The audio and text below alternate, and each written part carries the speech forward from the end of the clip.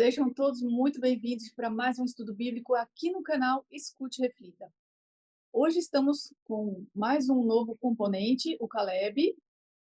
Ele é nosso parente, né?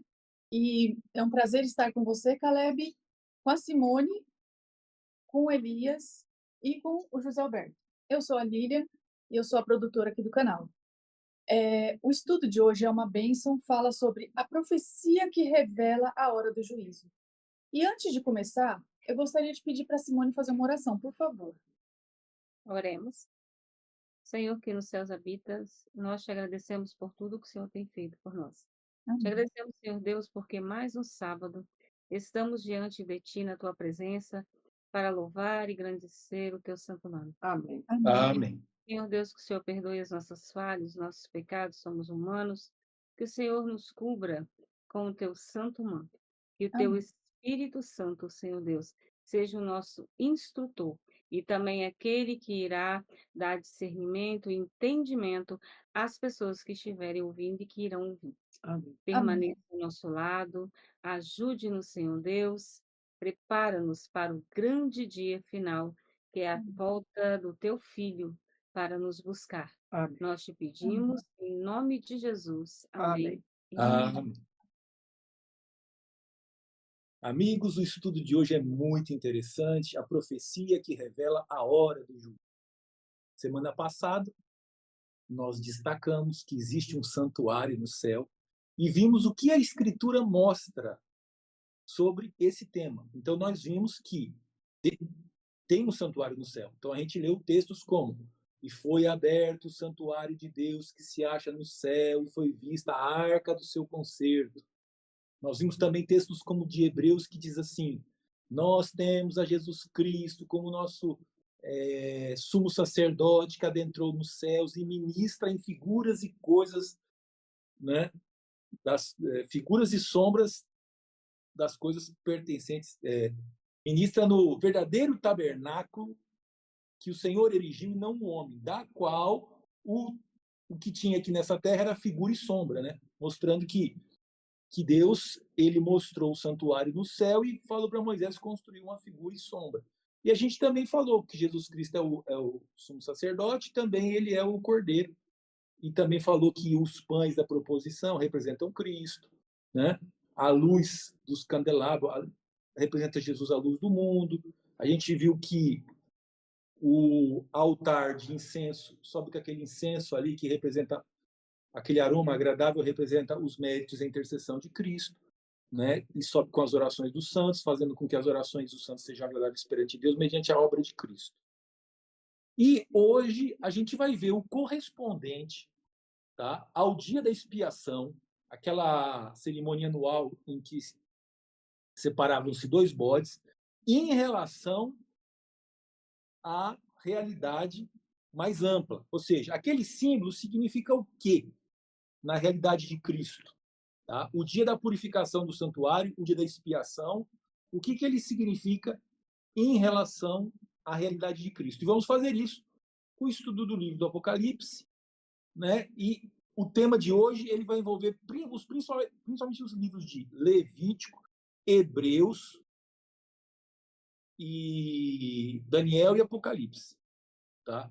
Principalmente esses livros, mas outros os livros da Bíblia também, de forma que para o estudo de hoje você já tem que ter, né, assistido os outros estudos para poder pegar, porque hoje a gente vai juntar várias informações para poder chegar numa conclusão, um estudo muito filé, muito interessante, que mostra que a Bíblia marca a hora do juízo de Deus. Tá? E quem acompanha Jesus Cristo no céu, que acompanha o ministério de Cristo, está de olho nas verdades proféticas e acompanha Jesus Cristo. Tá? Então, muita atenção, pessoal. Muito bem. E para começar o nosso estudo de hoje, vamos mostrar o que Deus revelou. Elias, quando que seria purificado o santuário?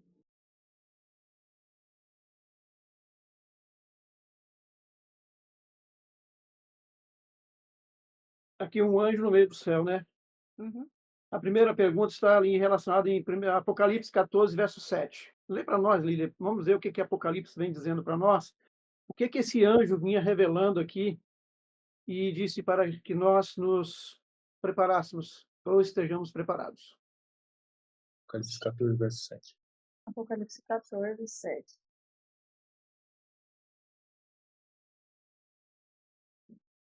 Dizendo em grande voz: Temei a Deus e dá-lhe glória, pois é chegada a hora do seu juízo. E adorai aquele que fez o céu, a terra, o mar e as fontes das águas. Então, aqui nós vimos aqui no Apocalipse, né, bem falando aqui, esse anjo, ele disse, né, que temei a Deus e dá-lhe glória, pois é chegada a hora do seu juízo. E adorar aquele que fez o céu, a terra, o mar e todas as coisas. Então, nós temos que estar nos preparando, porque esse juízo de Deus não está muito longe mais, não. Nós temos que estar nos preparando a cada dia. Nós queremos fazer parte deste evento maravilhoso de morar com Cristo nas mansões celestiais. Nós temos que estar nos preparando a cada dia para que nós não estejamos naquele grande dia, quando o anjo estiver ali passando a foice e fazendo ali a colheita. Que nós estejamos preparados esse grande dia, porque nós temos que adorar o nosso Deus, porque foi Ele que fez tudo. Somente a Ele cabe a adoração. Somente a Ele nós devemos servi-lo, honrá-lo, né, obedecê-lo, porque Ele deixou ali as Santas Escrituras nos mostrando o verdadeiro caminho e deixou para nós algumas orientações que tem que ser seguido ao pé da letra, porque Jesus disse que há dois caminhos, o caminho estreito e o caminho largo. Se nós optarmos pelo caminho estreito, nós vamos chegar até o final e Jesus Cristo estará nos esperando naquele grande dia. E nós vamos estar fora desse juízo de Deus naquele grande dia. Entendi. Elias, tira uma dúvida para a gente, fazendo um favor. A primeira questão para você aí, ela indica qual passagem bíblica?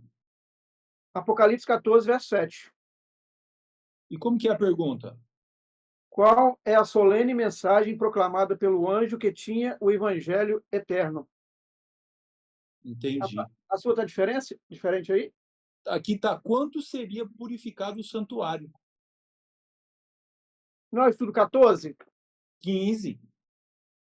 Ou é 14? Espera aí. É o 14. José. Então Deixa eu- vamos seguir. Vocês vão falando então, Simone, você vai falando as perguntas, pode ser? Pode. E por Uhum. favor, porque porque- aconteceu muita coisa aqui. Deixa É eu porque ver. o 14 nós estamos. Chegou a hora do seu juízo, né? Isso, vai falando então, Simone, você vai falar as perguntas então e os textos, por favor. Sim. A 2, né? Inclusive ficará comigo, né, Lilian? Isso. Julgamento no santuário. Aqui vem dizendo que nós vimos no estudo anterior que o santuário terrestre realizava 3 classes de ofertas de sacrifício, onde eles ofereciam sacrifícios. E a pergunta é: como fazia o pecador do Antigo Testamento para conseguir o perdão de seus pecados? Porque até então nós estamos falando dos, podemos dizer, dos pecadores depois que Jesus veio, né? Nós, caso, nossas eras. Mas agora nós vamos entender também como que era lá atrás, que acontecia com os pecadores, como que eles faziam para pedir o perdão, né? Quais eram os rituais. E nós vamos ver, Lilian, em Levíticos 4, 27 a 30. Levíticos 4, 27 a 30.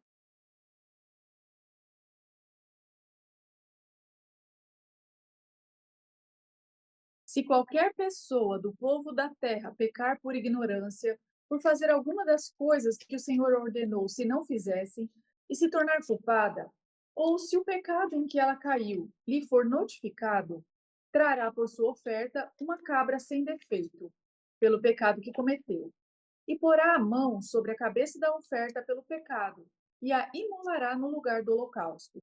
Então o sacerdote, com o dedo, tomará do sangue da oferta e o porá sobre os chifres do altar do holocausto, e todo o restante do sangue derramará à base do altar. Ok. Antes de nós continuarmos, vou pedir ao Caleb que abra a Bíblia em Hebreus 9, de 9 a 14. Assim que eu pedi para você, você lê para nós, viu, Caleb? Então, como nós vimos, né, Lilian, que como eles faziam? Os pecadores, eles levavam uma cabra sem defeito. E esta cabra simbolizava o sangue. O sangue dela simbolizava o sangue de Cristo, que seria um dia escorrido pela cruz, chegado até a terra, pelos pecados deles e também pelos nossos, que viríamos muito tempo depois. E eles também colocavam a mão sobre a cabeça deste animal. E ela era imolada, ela era degolada. Então, para não ficarmos falando essa palavra, nós falamos na Bíblia imolada, é onde era cortado a artéria e o sangue descia, simbolizando mais uma vez que o sangue de Jesus seria escorrido na cruz para o meu pecado, para o seu pecado e para o pecado de todos, e também naquele tempo para o pecado daquelas pessoas que iriam matar um dia, ou as outras pessoas também, né, mais à frente, seus descendentes, queriam matar o nosso próprio Salvador. E também é, o sacerdote era a pessoa, José pode me auxiliar aqui, né, que era o pastor, o presbítero, no caso, não é isso? O sacerdote, Isso. Hum? O sacerdote, ele estava ligado ao ministério do santuário, Uhum, então ele participava dos sacrifícios e também das orientações espirituais, sim. porque todos esses símbolos tinham significados para eles. Sim, e inclusive, eu vou, terminando aqui rapidinho, que fala que o sangue da oferta, o sangue, no caso desta cabra, ela era colocada, aspergida, jogada ou derramada sobre os chifres do altar, que significam as pontas do altar, para que ali houvesse uma expiação, para que ali houvesse uma forma de que aceitaria o pecador, que o sangue de Jesus, que ele iria vir para morrer por eles, né? Estamos falando naquela época, que seria uma forma de expiação, uma forma de perdão. Eles estavam ali pedindo perdão, clamando a Deus por perdão. E esses ritos eram símbolos que não tinham valor em si sozinhos. Eles em si não simbolizavam nada. Ao contrário, se formos olhar, é até meio estranho, mas eram símbolos de que um dia o cordeiro sem mácula e sem pecado, como nós vimos ali, a cabra, ela não podia ter defeito algum. Ela não pode, se ela era branquinha, ela tinha que ser totalmente branca. Se ela era pretinha, ela tinha que ser totalmente pretinha. Ela não poderia ter manchas nela. Ela não poderia ser manca. Ela não poderia ter problema no casco. Ela não poderia ter problema nos chifrinhos. Em nada. Ela deveria ser perfeita, porque o meu Salvador e o seu Salvador, ele é perfeito. Ele veio perfeito, um cordeiro perfeito, e o sangue dele foi derramado. E vou pedir, e ele é o único que pode salvar. É o nosso Salvador. Eu vou pedir ao Caleb que leia Hebreus 9, de 9 a 14, e logo após eu vou pedir que o José faça o fechamento dessa pergunta, por favor. Hebreus 9, de 9 a 14, Caleb.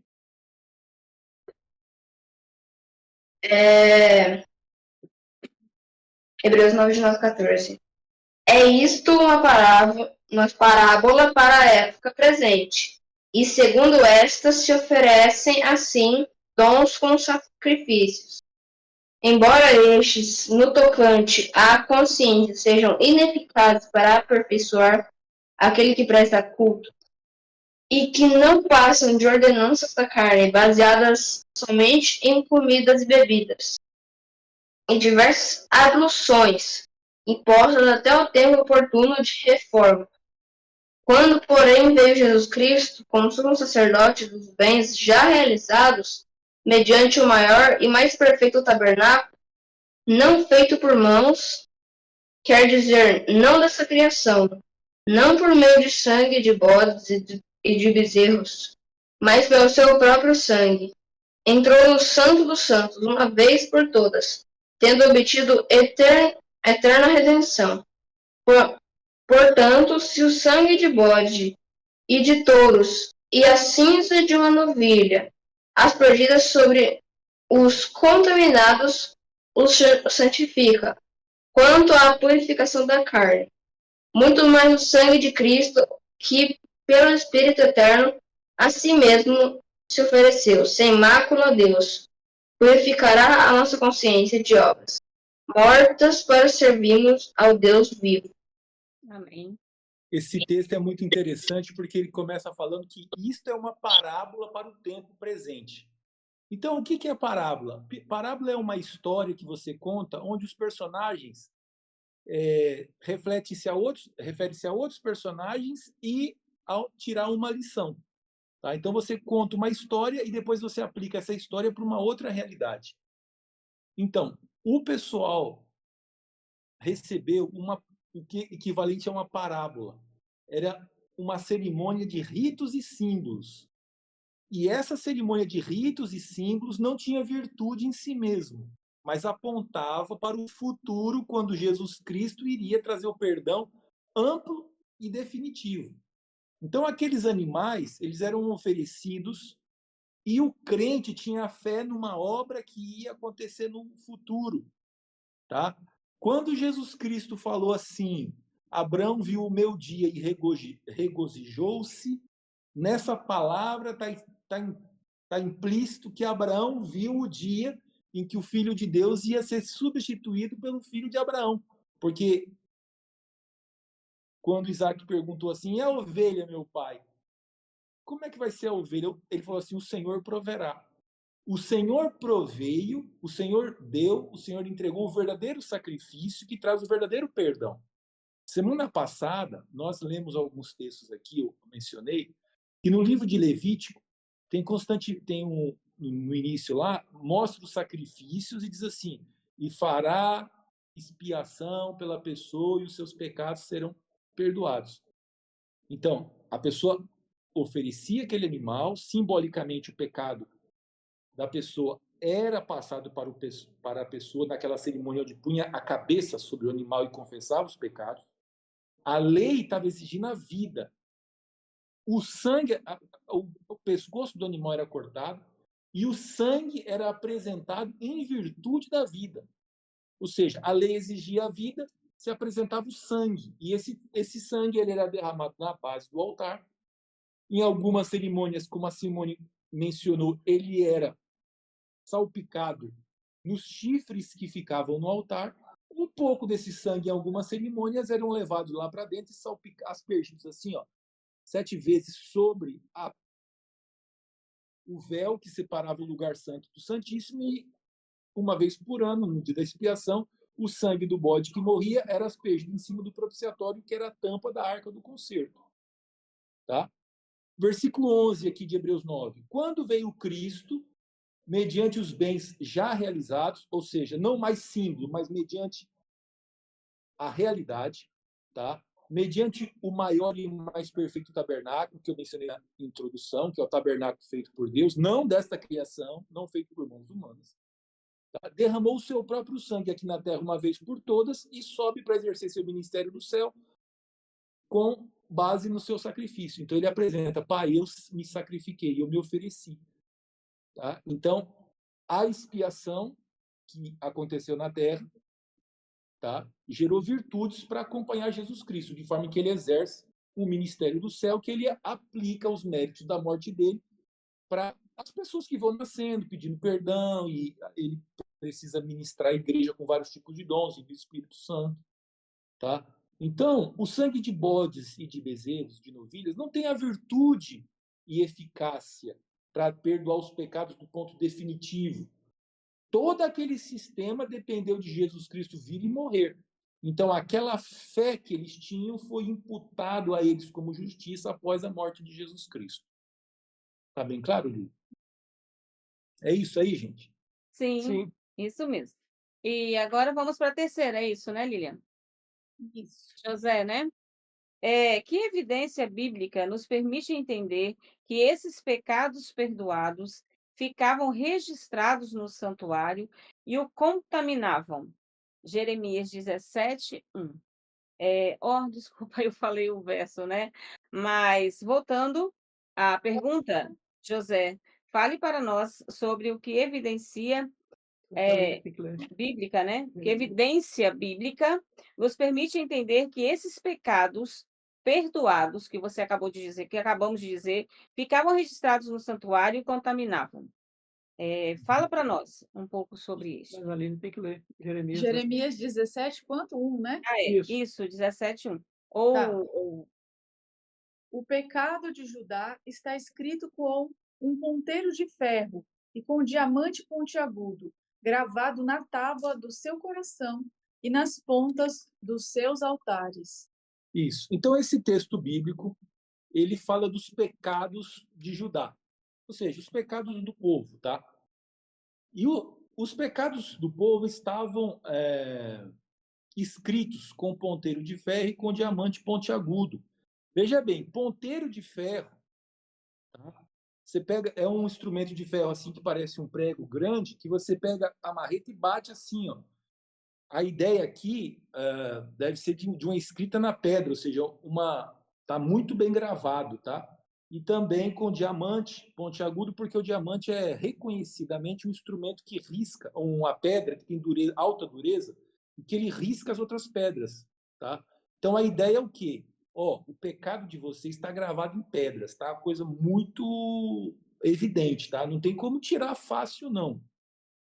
E ele fala o quê? Gravado no coração e nas pontas dos seus altares. A expressão pontas dos seus altares traz a referência direta àquela cerimônia de pegar o sangue e colocar nas pontas dos altares. Então, qual que é a ideia que está aqui? O pecador, ele reconhecia a soberania de Deus. Ele reconhecia a lei. Ele reconhecia os 10 mandamentos. O Espírito Santo trabalhava no coração dele e apontava como ele fez uma coisa errada. Então a consciência dele o acusava. E ele falava assim: eu preciso de perdão. Ele se submetia ao plano de Deus. Ele catava um cordeiro do rebanho, um animal, né, um novilho, um carneiro, né? Catava esse animal e ia até o santuário. Lá confessava os seus pecados.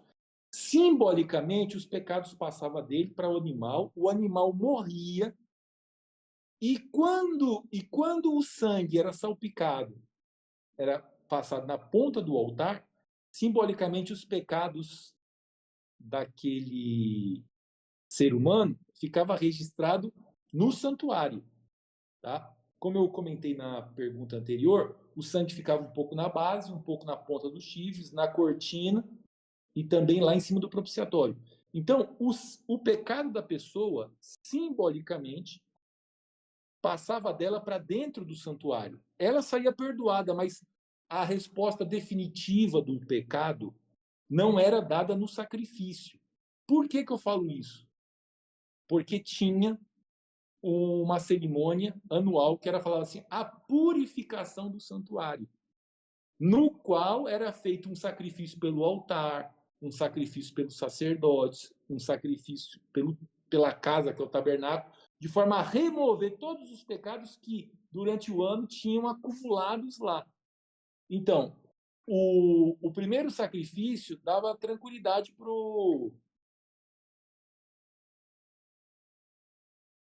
para a pessoa que confessava o seu pecado. O primeiro sacrifício, a pessoa já saía com a consciência tranquila. Mas existia um tratamento posterior, que também era feito com os sacrifícios.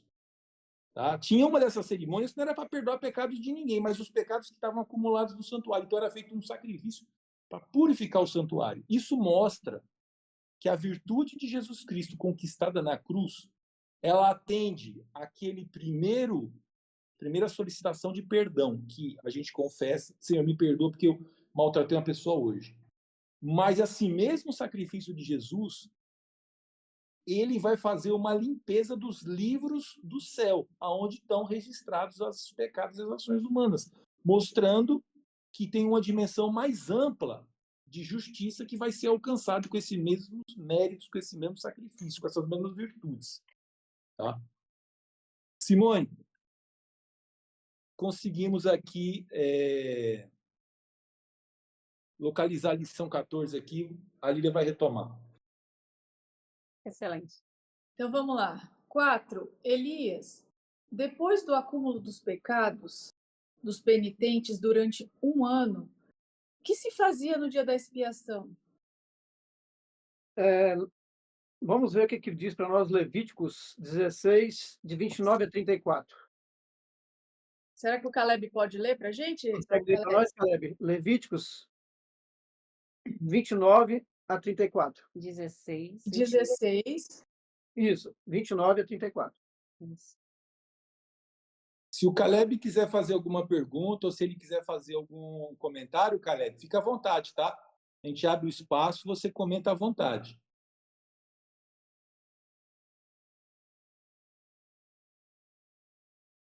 Vou ler aqui. Do sangue espargirá com o dedo 7 vezes sobre o altar, e o purificará, e santificará das impurezas dos filhos de Israel. Levíticos 16, 29 a 34. 29. Isso. Está explicado. 29 a 34. Isto vos será por estatuto perpétuo. No 7º mês, aos 10 dias do mês, afligireis as vossas almas. E nenhuma obra fareis, nem o natural, nem o estrangeiro que peregrina entre vós. Porque naquele dia se fará expiação por vós, para purificar, e sereis purificados de todos os vossos pecados perante o Senhor. Isso vos será por estatuto perpétuo, para fazer expiação 1 vez por ano, pelos filhos de Israel, por causa dos seus pecados. E fez Arão como o Senhor ordenara a Moisés. Então, aqui nós vemos aqui, mas antes de responder essa pergunta, por que nós estudamos aqui o santuário, né? E aqui vai falando também o juízo de Deus. Nós estudamos isso aqui para que nós vemos no passado que o povo, que Jesus ainda não tinha morrido em prol dos pecados da humanidade. Então havia sacrifícios, e ali eram feitos esses sacrifícios, e hoje nós relembramos essas coisas. Foi aonde que essas leis que foram abolidas, que eles falam que as leis de Deus foram abolidas, mas as leis que foram abolidas, não é que elas foram abolidas, elas cumpriram o seu mandato ali, até que Jesus veio a este mundo e morreu por nós. No momento que Jesus morreu na cruz, essas leis pararam de ter vigor. Não haveria mais necessidade de você matar um cordeiro em prol dos seus pecados, porque hoje nós temos o cordeiro que morreu na cruz, que é Jesus Cristo. É por isso que nós estudamos e revemos esses assuntos, mostrando como era no passado e como é no princípio hoje, e que nós temos que recorrer diretamente a Jesus. E respondendo essa pergunta aqui, que fará expiação pelo santuário, pela tenda da congregação e pelo altar, e também fará pelos sacerdotes e por todo o povo e da congregação, para fazer expiação 1 vez por ano. Então, que 1 vez por ano era purificado ali o santuário, né, por causa do pecado da humanidade. Então, hoje, Jesus Cristo está no santuário celestial. Hoje ele é nosso intercessor. Hoje ele intercede por nós. Hoje ele está lá. Hoje, se você tem algum pecado, você vai diretamente a Jesus Cristo, confessa a ele o seu pecado, ele te perdoa. Então, hoje você não precisa mais imolar nenhum cordeiro, não precisa mais fazer nada disso, porque Jesus hoje está no santuário celestial, que é o nosso intercessor. Então, nós temos que aproveitar essa oportunidade, porque hoje ele é o nosso intercessor. Amanhã ele pode ser juiz. Então, nós temos que aproveitar essa oportunidade que temos, de aproveitar que ele está intercedendo por cada um de nós. E para que nós pedimos perdão pelos nossos pecados, para que ele nos purifique a cada dia e nos aperfeiçoamos diante dele, né, naquele grande dia. Muito bom. Simone, que sentença recaía sobre aqueles que nesse dia não estavam com as vidas acertadas com Deus, símbolo de juízo? Sim, Vamos ler então Levíticos 23, de 27 a 29. Levíticos 23, de 27 a 29. Tá, eu vou ler. Mas aos 10 deste mês sétimo será o dia da expiação. Tereis santa convocação e afligireis a vossa alma. Trareis oferta queimada ao Senhor. Nesse mesmo dia, nenhuma obra fareis, porque é o dia da expiação, para fazer expiação por vós perante o Senhor, vosso Deus. Porque toda alma que nesse dia se não afligir, será eliminada do seu povo. Quem nesse dia fizer alguma obra, a esse eu destruirei do meio do seu povo. Misericórdia, né? Então, a sentença que recaía sobre o pecador, sobre aquela pessoa que não queria se confessar, que nem ia diante de Deus no tabernáculo, não levava a sua oferenda, é que ele era eliminado do meio do povo. Isso é para nós pensarmos, porque as cerimônias que aconteciam lá, hoje já não acontece mais de matarmos o cordeiro, porque ele já foi morto por nós. O sangue já foi derramado, que foi Jesus, o sangue dele. Porém, nós precisamos de entender que lá nos céus, sempre, todos os dias, está havendo este julgamento. Eles estão julgando, julgando os passados, seremos julgados. Vamos entender. Nós precisamos de entender uma coisa muito séria, que a gente às vezes fala e deixamos meio que despercebido.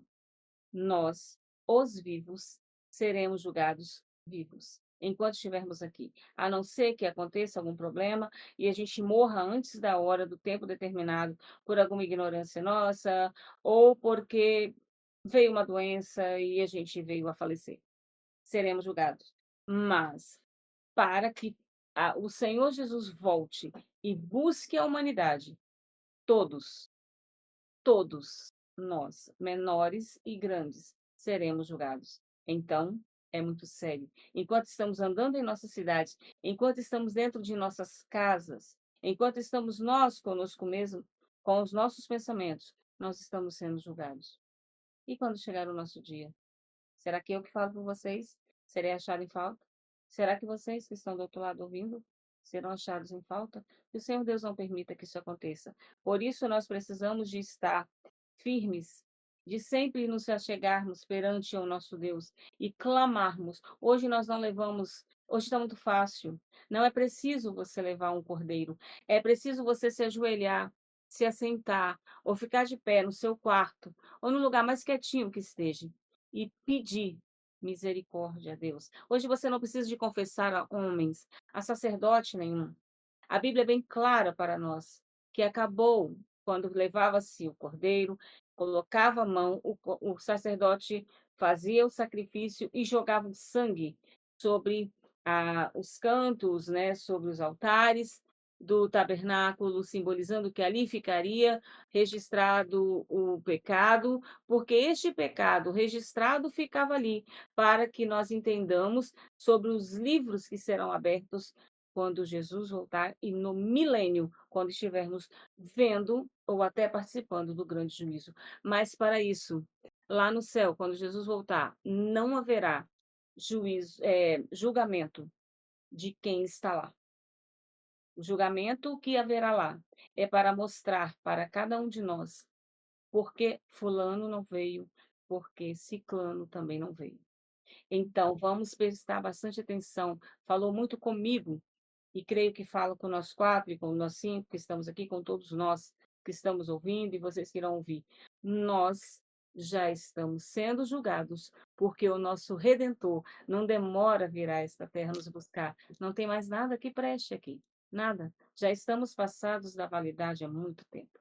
Então, para que nós não sejamos eliminados do meio do povo, como eram os pecadores lá, que o Senhor Deus tenha misericórdia de nós e vamos ficar firmes e nunca esquecermos que lá nos céus existe um grande tribunal e que eu e você somos todos os dias averiguados o que fazemos, o que falamos, o que pensamos. E que o Senhor tenha misericórdia de nós e que naquele dia nós sejamos achados em falta, nem eliminado, porém sim, sermos elevados até os céus. Amém. Amém. Amém. Muito bom, prima. E José, que declaração do Novo Testamento demonstra que essa cerimônia era símbolo de um juízo investigativo que haveria de realizar-se no céu? Hebreus 9, versículo 23 até o 28. Tá. Era necessário, portanto, que as figuras das coisas que se acham nos céus se purificassem com tais sacrifícios, mas as próprias coisas celestiais com sacrifícios a eles superiores. Porque Cristo, ele não entrou em santuário feito por mãos, figura do verdadeiro, porém no mesmo céu, para comparecer agora por nós diante de Deus. Nem ainda para oferecer a si mesmo muitas vezes, como o sumo sacerdote cada ano entra no Santo dos Santos com o sangue alheio. Ora, neste caso, seria necessário que ele tivesse sofrido muitas vezes desde a fundação do mundo. Agora, porém, ao se cumprirem os tempos, se manifestou uma vez por todas para aniquilar, pelo sacrifício de si mesmo, o pecado. E, assim como aos homens está ordenado morrerem uma só vez, vindo depois disso o juízo, assim também Cristo, tendo-se oferecido uma vez para sempre, para tirar os pecados de muitos, aparecerá a segunda vez, sem pecado, aos que o aguardam para a salvação. Então, quando fala aqui, portanto, as figuras das coisas que se acham nos céus se purificassem com tais sacrifícios. Tá? Era necessário que as figuras das coisas que se acham nos céus. Então, o santuário com os seus móveis, tá? Conforme a gente comentou, se você pesquisar na internet Tabernáculo de Moisés ou Templo de Salomão, você vai ver como era o modelo do templo e quais eram os móveis, a gente já comentou aqui. Então, essa construção e esses móveis eram figuras das coisas que se acham nos céus, maquete. Quando a gente vai naqueles prédios ou grandes loteamentos, eles fazem uma maquete assim, você compra o terreno dentro de uma sala, né? Que ele está assim, mais elevado, ele fala, não, aqui vai ter isso, aquilo, aquilo outro. Depois você vai lá no terreno, a gente vai te mostrar isso aqui na prática. Então, Deus mostrou a maquete de coisas que se acham nos céus. Tá? Aí eram purificados com sacrifício de animais. Mas as verdadeiras coisas que estão nos céus, os verdadeiros, a realidade daquilo que era sombra aqui na terra, lá no céu se purifica com o sacrifício de Cristo. Aqui ele fala as próprias coisas celestiais com sacrifícios a eles superiores. O sacrifício de Jesus Cristo é infinitamente superior ao sacrifício dos animais, porque Jesus Cristo é Deus, né? Então, fala aqui, porque Cristo não entrou em santuário feito por mãos. Ele era da tribo de Judá. A tribo de Judá não tinha sacerdócio. O sacerdócio era da tribo de Levi. Porém, ele é sumo sacerdote segundo a ordem de Melquisedeque. Ele é rei e sacerdote. Tá? Então, Cristo não entrou em figura do santuário feito por mãos humanas, figura do verdadeiro. Repetindo e reforçando a questão da réplica, que esse tabernáculo da terra era uma figura de um tabernáculo que ele fala verdadeiro que estava no céu. Porém, no mesmo céu, pois para comparecer agora por nós diante de Deus. Nem para se oferecer muitas vezes. Tinha um sacrifício diário, que chamava contínuo, tinha o sacrifício da pessoa que era oferecida, tinha o sacrifício da expiação, etc. Tinha vários tipos de sacrifício. Tá? Só que Jesus Cristo, ele representa um sacrifício daquele, e representa todos os sacrifícios, porque ele morreu uma vez por todas. E como sumo sacerdote, entra cada ano no Santo dos Santos com sangue alheio. Quando fala aqui, o sumo sacerdote, cada ano entra no Santo dos Santos. E Santo dos Santos é o lugar santíssimo. Paulo aqui, né, está falando da expiação. O sacerdote, ele entrava com sangue de bode, ele não entrava com o sangue dele próprio. Ele entrava com o sangue do bode. Né? Tinha uma cerimônia lá, a gente vai comentar depois, e aquele bode lá era sacrificado, tinha 2 bodes, né? Um era sacrificado e o sangue dele entrava para dentro do lugar santíssimo, o lugar santo dos santos, que era aspergido em cima do propiciatório. Olha lá, como o sumo sacerdote entra cada ano no Santos dos Santos com sangue alheio. Cada ano, ó. Sacerdote como o sumo sacerdote, cada ano. É a referência à cerimônia anual. Ora, nesse caso, seria necessário que ele tivesse sofrido muitas vezes. Então, o autor aqui está refletindo.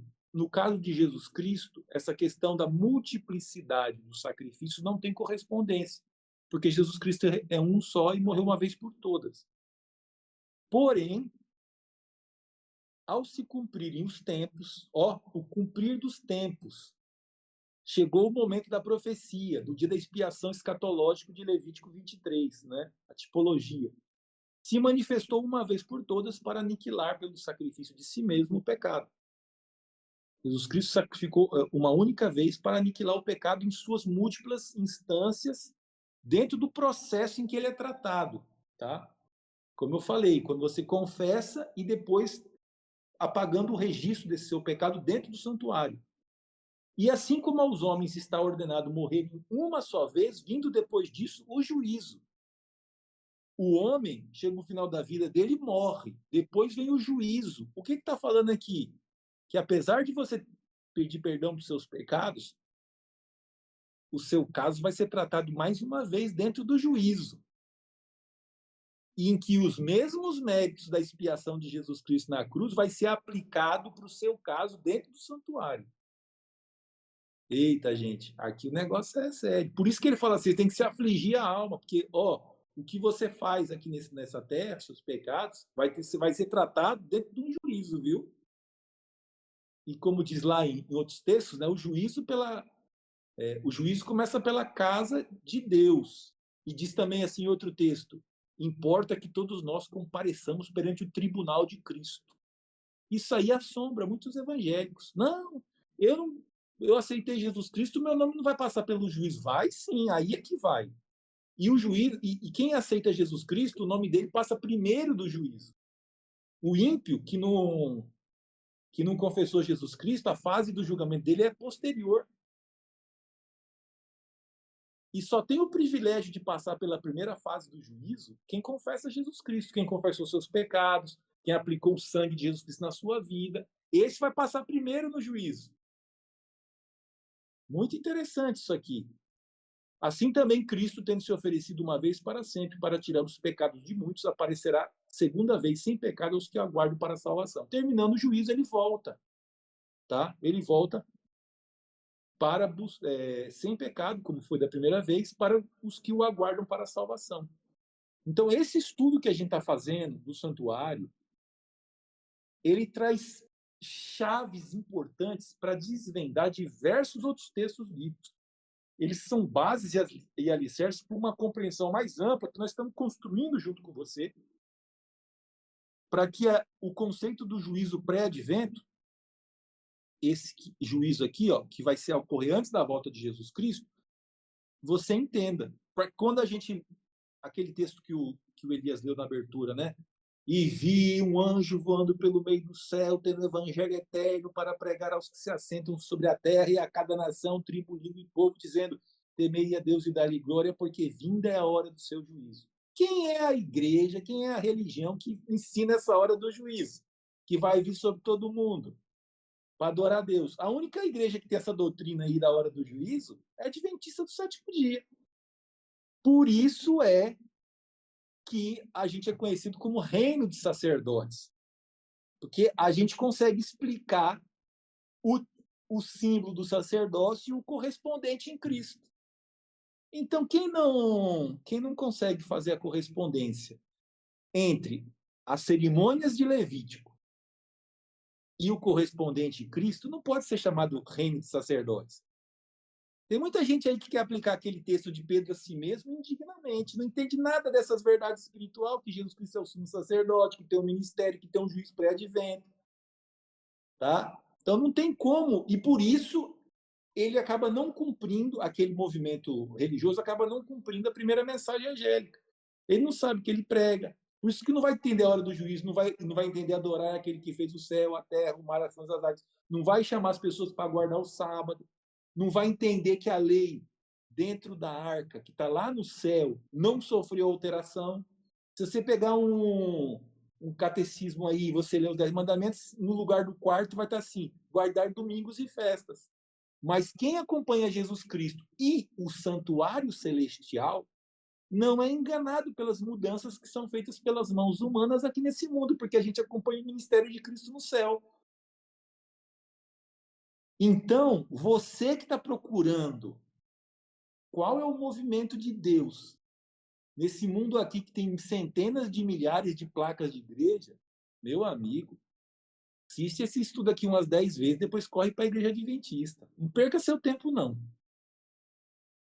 Muito bom. Agora a gente vai passar para uma parte que fala sobre o juízo investigativo no céu. A primeira fase do juízo, né, que precede a segunda vinda de Jesus. Elias, o que se realizaria no céu justamente antes de vir Jesus? Antes de respondermos essa pergunta, eu pedi ao Caleb que lê para nós Daniel 7, de 9 a 10. Daniel 7, 9 e 10.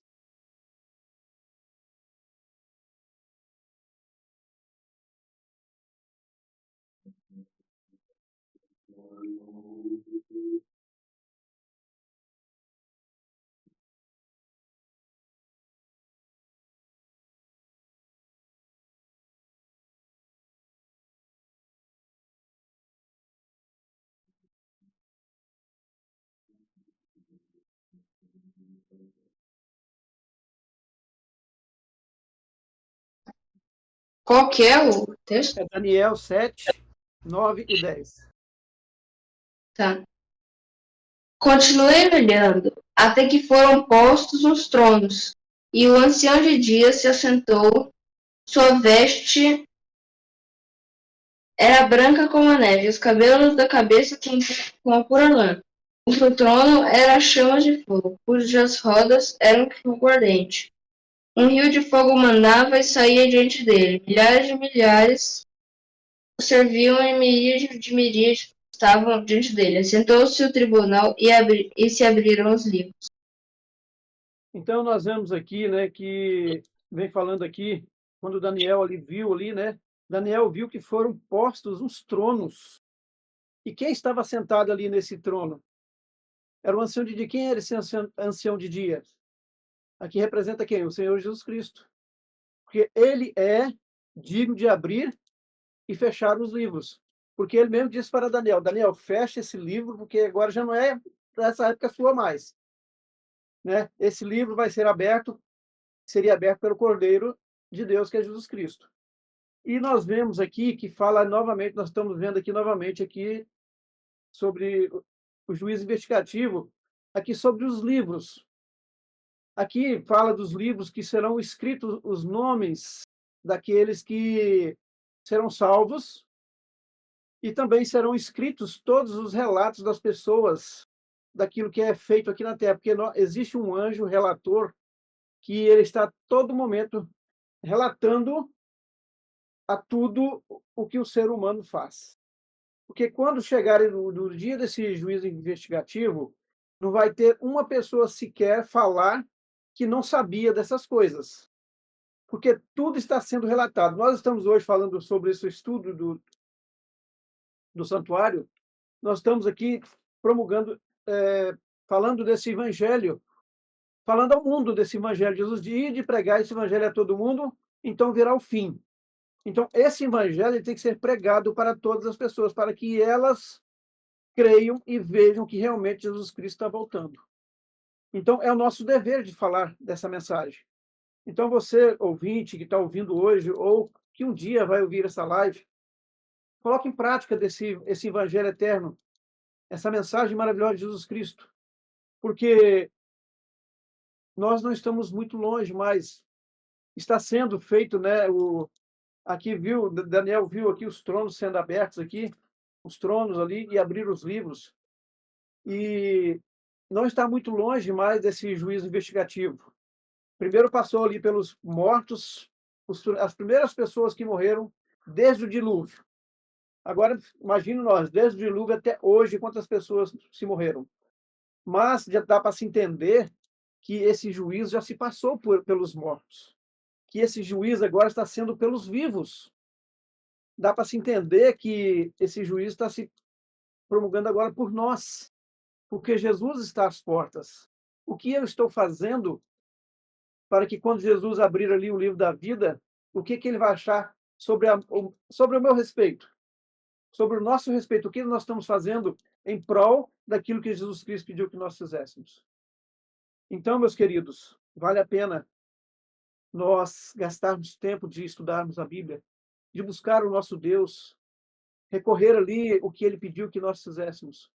Porque imaginamos nós que muitas vezes nós obedeçamos leis humanas, agora não porque não obedecemos às leis de Deus, que as leis de Deus são leis para a salvação. Ela nos leva diante de Deus para o céu, porque Jesus disse, né, que ele estaria voltando para o céu para preparar-nos um lugar, para que quando ele voltasse, nós estaríamos ali junto com ele nas mansões celestiais. Então vale a pena nós gastarmos esse tempo de estarmos estudando aqui sobre as leis de Deus, né, e ficar atentos para que o nosso nome seja encontrado naquele grande dia no livro da vida. Amém. A figura do ancião de dias, ela é ligada à imagem de Deus, o Pai, tá? A gente capta isso pelo versículo 13. E eu estava olhando nas minhas visões da noite, e eis que vinha com as nuvens do céu, como o Filho do Homem, e dirigiu-se ao ancião de dias, e o fizeram chegar até ele. Então, a imagem aqui é Deus presidindo o juízo. E Jesus Cristo vem nas nuvens do céu, não para a terra, mas ele vem até ao ancião de dias para participar do juízo. Então, o Filho se aproxima do Pai. Só quis fazer esse comentário para encaixar o versículo 13 aqui. Tranquilo. Muito bom. Já estamos indo para o final do nosso estudo, faltam só 3 perguntas. Agora vamos entrar na fase da segunda fase do juízo, durante os 1000 anos, né? Simone, quem são os que serão julgados na segunda fase do juízo final? Então, vamos ver, né? Abra para nós Apocalipse 20, de 4 a 7, depois o 11, o 12 e o 15. Enquanto isso, antes de você ler, eu vou fazer só um parêntese.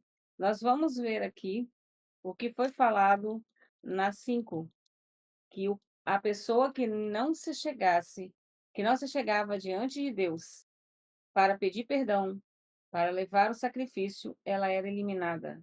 E agora nós vamos ver o que acontecerá, quem são os que serão julgados na segunda vinda de Cristo, na segunda fase do julgamento, durante o milênio. Sim, uma completa a outra, nós vamos ver. Apocalipse 20, versos de 4 a 7. Vi também tronos, e nestes sentaram-se aqueles aos quais foi dada a autoridade de julgar. Vi ainda as almas dos decapitados por causa do testemunho de Jesus, bem como por causa da palavra de Deus. Tantos quantos não adoraram a besta, nem tampouco a sua imagem, e não receberam a marca na fronte e na mão, e viveram e reinaram com Cristo durante 1000 anos. Os restantes dos mortos não reviveram até que se completassem os 1000 anos. Esta é a primeira ressurreição. Bem-aventurado e santo é aquele que tem parte na primeira ressurreição. Sobre esses, a segunda morte não tem autoridade. Pelo contrário, serão sacerdotes de Deus e de Cristo e reinarão com ele os 1000 anos. Verso 7. Quando, porém, se completarem os 1000 anos, Satanás será solto da sua prisão. Verso 11. Vi um grande trono branco e aquele que nele se assenta, de cuja presença fugiram a terra e o céu, e não se achou lugar para eles. Verso 12. Vi também os mortos, os grandes e os pequenos, postos em pé diante do trono. Então se abriram livros, Ainda outro livro, o livro da vida foi aberto, e os mortos foram julgados, segundo as suas obras, conforme o que se achava escrito nos livros. Verso 15. E se alguém não foi achado inscrito no livro da vida, esse foi lançado para dentro do lago de fogo. Misericórdia, Pai. Então, já está bem explicado, né? Quem será julgado durante os 1000 anos? Nós vimos que aí é uma tribuna.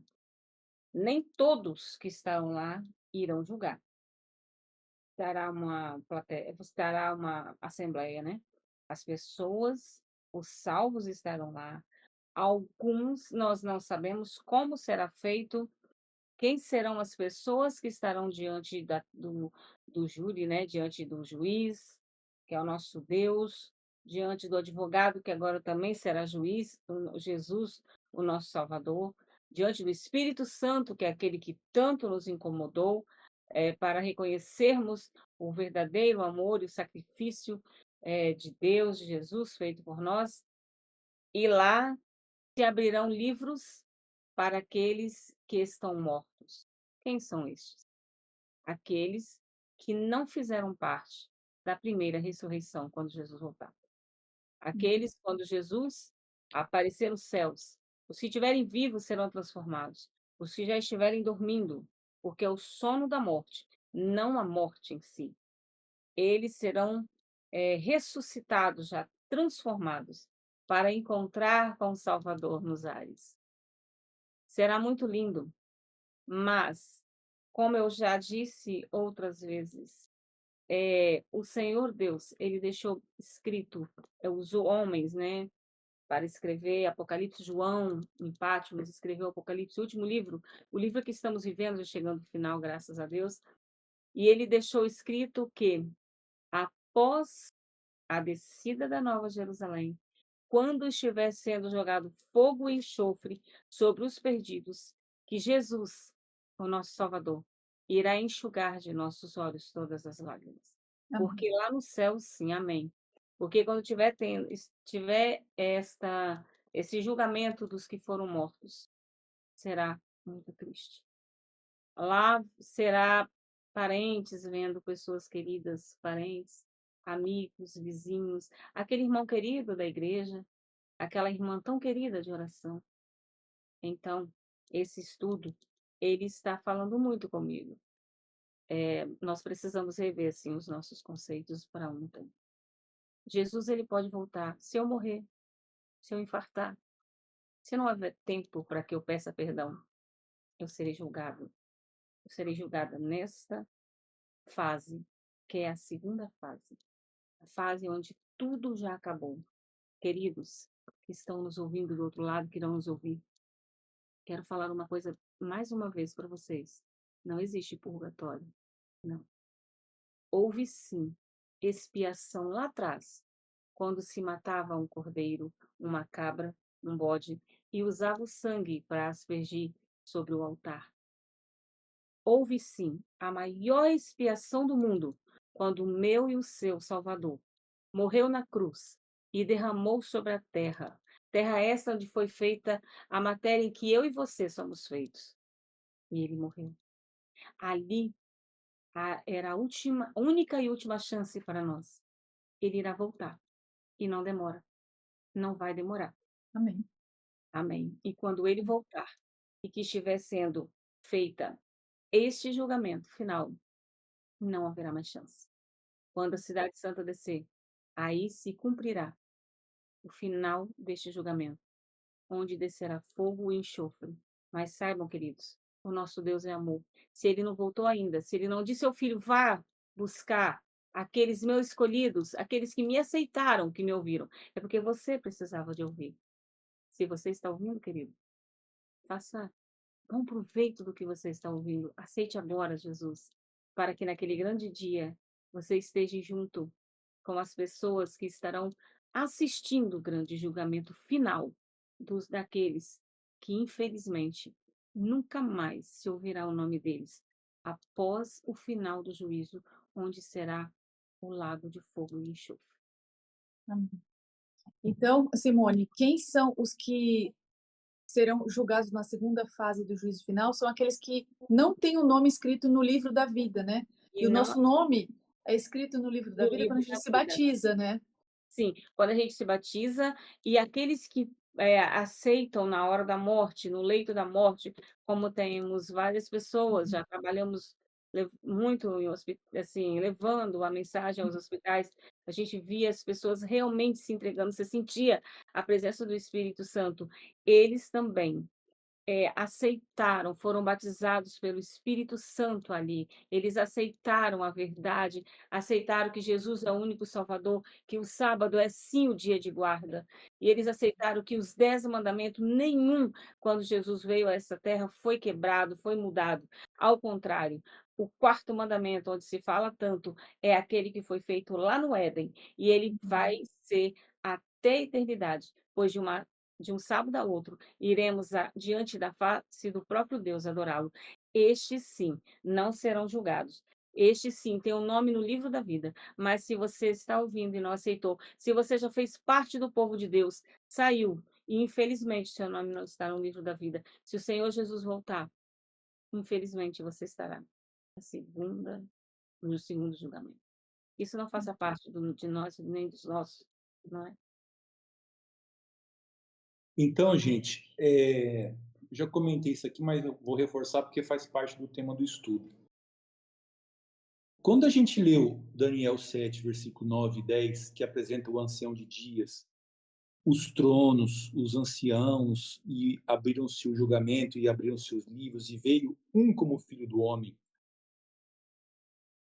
veio nas nuvens do céu, e se achegou o ancião de dias. Esse texto bíblico, ele está inserido, tá, dentro de um contexto do quarto animal do capítulo 7 de Daniel, que é aquele animal, sobremodo forte, que tinha 10 chifres. Esse quarto animal, ele representa o Império Romano, e os chifres representam o prolongamento do Império Romano, que são as 10 tribos bárbaras que representam os países do mundo hoje.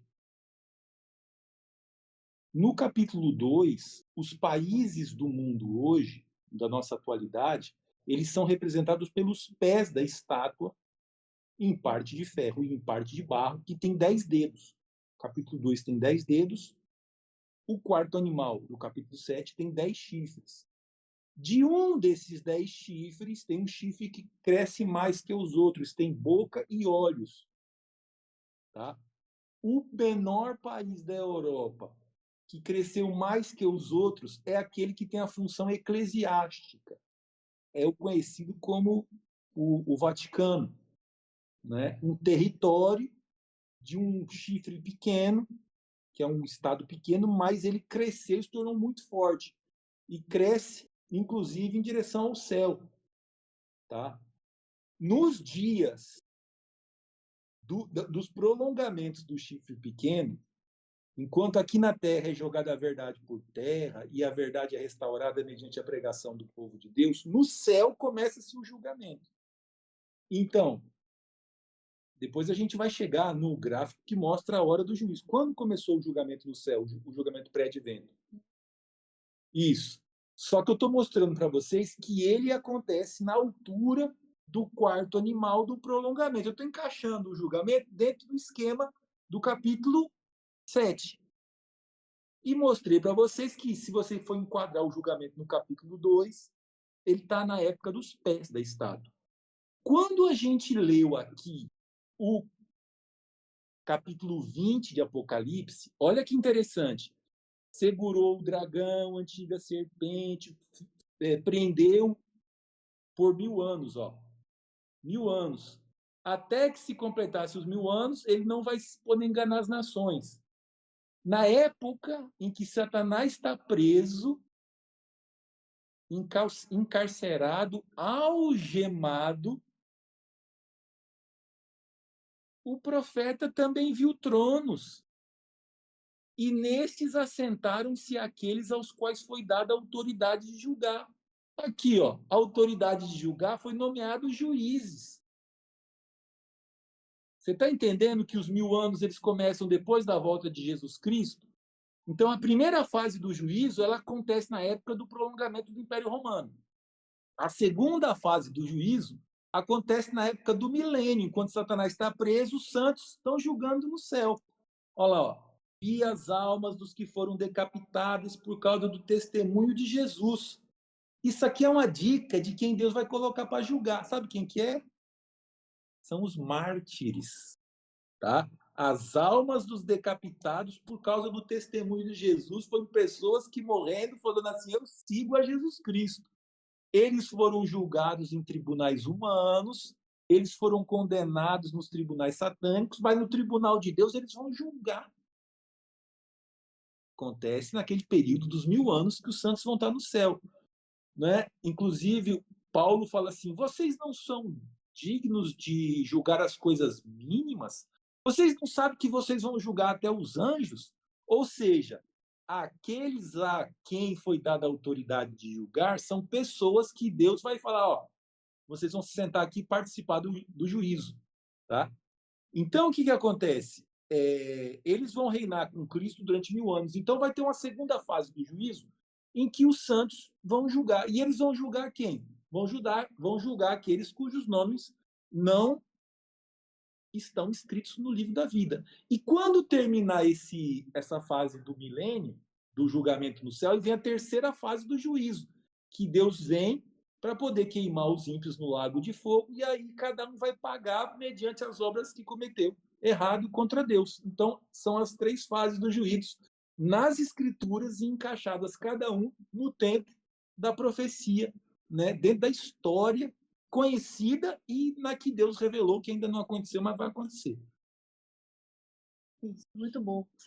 Então, entrando agora na terceira fase do juízo, o final dos 1000 anos, José, como era ilustrada no serviço do dia da expiação a erradicação final do pecado? Isso. A pergunta aqui é o seguinte, essa terceira fase do juízo, que é quando Satanás vai ser queimado e os ímpios vão pagar pelos pecados deles, qual é o correspondente dessa fase na tipologia do santuário? Que a gente está comparando, né?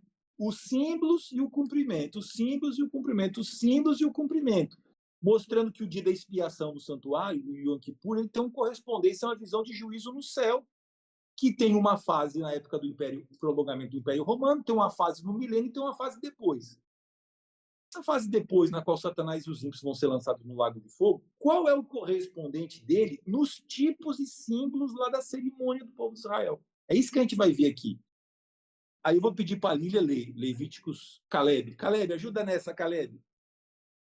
Levítico, o Gênesis, Êxodo, Levítico. O terceiro livro da Bíblia, tá? Levítico 16, 10. Deixa ele ler todos aqui. Levítico 16, 10, depois do 20 até o 22.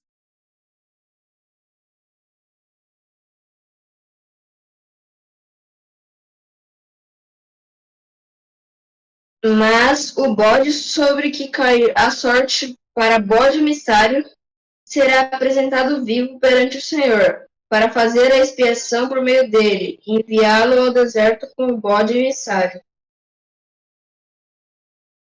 Havendo, pois, acabado de fazer a expiação pelo santuário, pela tenda da congregação e pelo altar, então fará chegar o bode vivo. Arão porá ambas as mãos sobre a cabeça do bode vivo, e sobre ele confessará todas as iniquidades de Israel, todas as suas transgressões e todos os seus pecados. E os porá sobre a cabeça do bode, e enviá-lo-á ao deserto, pela mão de um homem à disposição para isso. Assim, aquele bode levará sobre si todas as iniquidades deles para a terra solitária, e o homem soltará o bode no deserto. Então, o que acontece? No dia da expiação, eles sorteavam, pegavam 2 bodes e sorteavam. Um pelo Senhor e outro por Azazel. Azazel é uma palavra que tinha a imagem de um demônio associado a ela. Então, um daqueles bodes era separado para o Senhor e um separado para o demônio. Tá?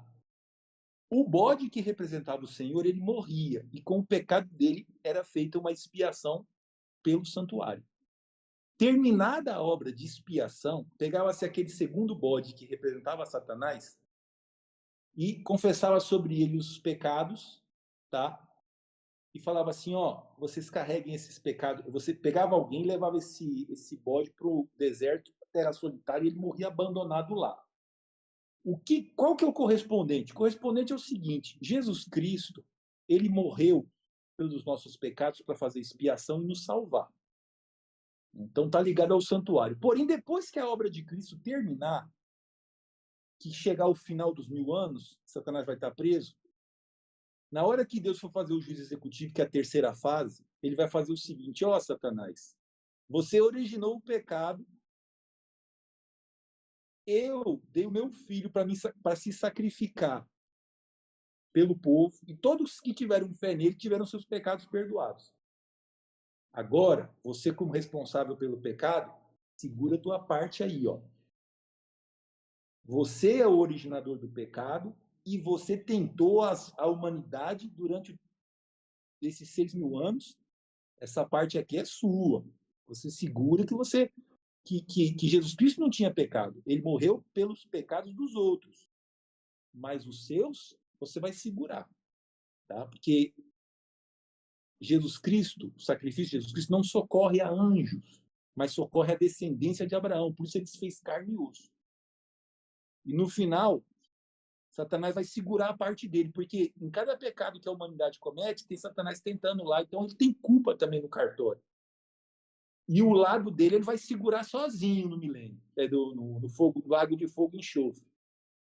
Tá? Então, o correspondente a Satanás receber os pecados e ser queimado, tá? É o correspondente do bode Azazel. Tá? Não como expiatório, como Jesus Cristo. Não, ele vai segurar a parte dele mesmo. Tá? Porque ele é pecador desde o princípio. Muito bom. E Elias, para terminar nosso estudo de hoje, como descreve o Apocalipse a maneira como se cumprirá a última parte do juízo profetizado no simbolismo do santuário? Aqui nós temos 2 versos que se encontram em Apocalipse. Lila, lê para nós primeiro Apocalipse 14, de 17 e 20, e Caleb, você procura para nós Apocalipse 20, de 11 a 15. Apocalipse 14, de 17 a 20.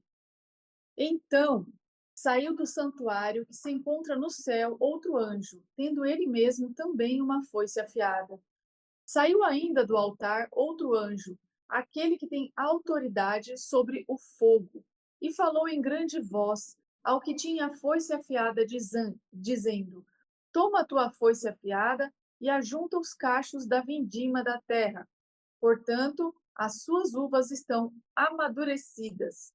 Então o anjo passou a sua foice na terra e vindimou a videira da terra e lançou-a no grande lagar da cólera de Deus. E o lagar foi pisado fora da cidade, e correu sangue do lagar até os freios dos cavalos, numa extensão de 1.600 estádios. Lê para nós, Caleb, Apocalipse 20, de 11 a 15.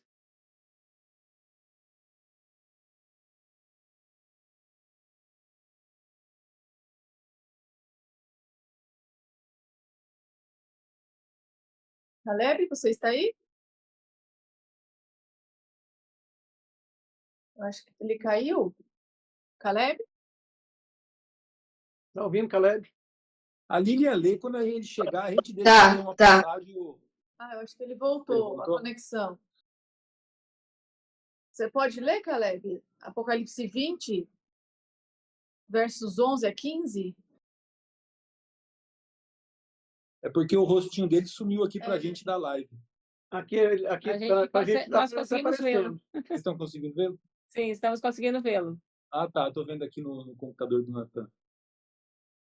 Você pode ler, Caleb? Apocalipse 20, de 11 a 15? Agora, voltou meu microfone. Vi um grande trono branco, e aquele que nele se assenta, de cuja presença fugiram a terra e o céu, e não se achou lugar para eles. Vi também os mortos, os grandes e os pequenos postos em pé, diante do trono. Então se abriram os livros, ainda outro livro, o livro da vida, foi aberto, e os mortos foram escritos nos livros. Deu o mar os mortos que nele estavam, a morte e o além entregaram os mortos que neles havia, e foram julgados um por um, segundo as suas obras. Então a morte e o inferno foram lançados para dentro do lago do fogo. Esta é a segunda morte, o lago. Se alguém não foi achado escrito no livro da vida, esse foi lançado para dentro do lago do fogo. Então, aqui nós vemos aqui, né, como descreve o Apocalipse, a maneira como se cumprirá a última parte do juízo. Então, aqui nós vemos, aqui, vem falando que, quando nós aqui estávamos estudando o santuário e o juízo investigativo, que Jesus, hoje, ele está lá no santuário como nosso advogado, o nosso intercessor. Então, nós temos que aproveitar essa oportunidade. Eu sempre digo, nós temos que aproveitar essa oportunidade, porque hoje ele é o nosso advogado, porque advogado é que defende a nossa causa. Defende de quem? De Satanás. Então, Jesus, hoje, ele está lá intercedendo por nós. Então, nós temos que aproveitar essas oportunidades, porque quando ele sair quando ele sair do santuário, quando o anjo sair ali com a sua foice a ceifar ali os lagares, as uvas ali, vem falando de quem? Daqueles que estão aqui no mundo. Aqueles que se prepararam e serão encontrados com Cristo. Mas aqueles que não se prepararam, não ouviram esta palavra de Deus, esse evangelho, eles serão ceifados, mortos e lançados dentro do lago de fogo. Serão os ímpios mais, Satanás mais os ímpios. Essas pessoas que não se prepararam. Então nós temos que, a cada dia, estar buscando a Jesus Cristo como nosso Senhor e Salvador. Aqui nos conta uma ilustração na época passada, existiam aquelas carruagens puxadas por cavalos, e vinha uma carruagem desgovernada, puxada ali por mais ou menos por uns 8 cavalos. Agora imaginamos nós, 8 cavalos puxando uma carruagem desgovernada de um morro abaixo, né, naquelas estradas, e ali havia um menino brincando ali, inocentemente, e de repente passou um jovem todo bem ultrajado. Quando ele olhou para si, viu aquela carruagem, e viu que ia atropelar aquele menino, ia acabar com aquele, ia matar ele. E ele pegou, saiu correndo, pulou em cima dos cavalos, e de qualquer maneira lá, ele conseguiu parar aqueles cavalos, mas se machucou, se feriu muito, e ficou muitas marcas em seu corpo. E se passou-se 20 anos. Aí, num tribunal, aquele menino, aí havia um rapaz ali que estava sendo julgado e sendo condenado à morte. E, de repente, aquele rapaz, quando ele olha ali, ele tenta lembrar, mas de onde eu conheço esse juiz? Esse juiz não é estranho para mim. Aí ele se lembrou, ele chegou e falou assim: doutor, você se lembra daquele menino quando você pulou em cima dos cavalos e me salvou? Eu sou esse menino. Aí o juiz falou: sim, está vendo essas marcas nos meus braços, aqui no meu lado assim, das costas? Está vendo? Essas marcas ficaram porque eu salvei você. Então hoje eu talvez tenho outra oportunidade de ser salvo. Aí ele falou assim: não, hoje você já não tem mais essa oportunidade, porque hoje eu sou o juiz e você vai ser condenado à morte. Então, meus queridos, Jesus Cristo, hoje ele é o nosso advogado. Hoje ele está no santuário intercedendo por nós. Hoje ele é o nosso intercessor. Mas amanhã ele pode ser juiz. Então,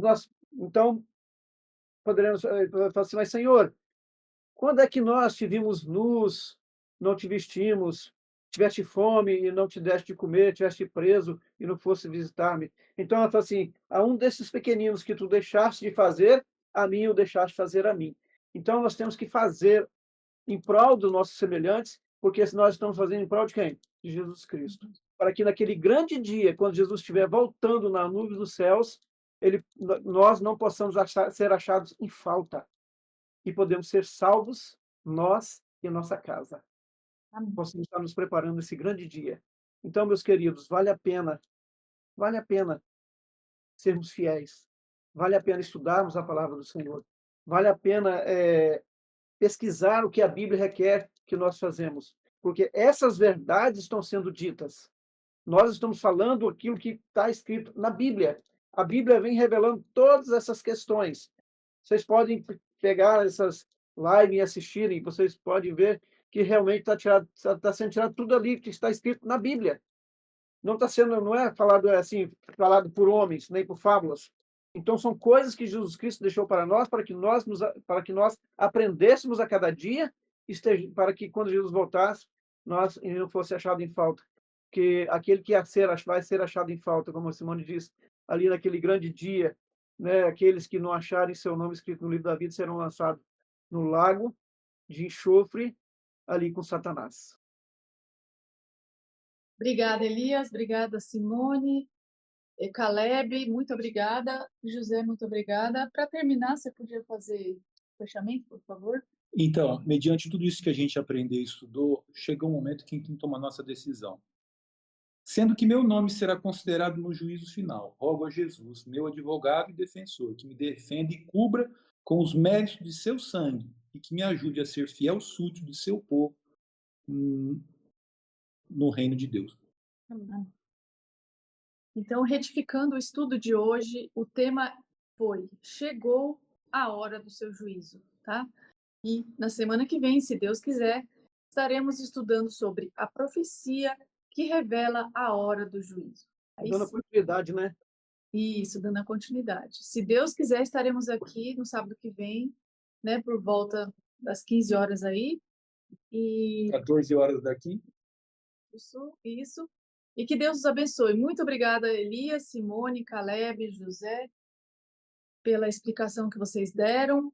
E que Deus os abençoe muito. E a todos vocês que estiveram na live, como o Elvis, o Jack e outras pessoas, o Ezer, muito obrigada por sua participação no chat. Obrigada também por assistir. Que o Espírito Santo esteja com você nessa semana, te dê a paz e te guie no caminho que você deve seguir. Obrigada, gente. Assistam os outros vídeos do canal e até semana que vem, se Deus quiser. Amém. Vou correndo lá pro coral. Tchau. Tchau, tchau. Tchau.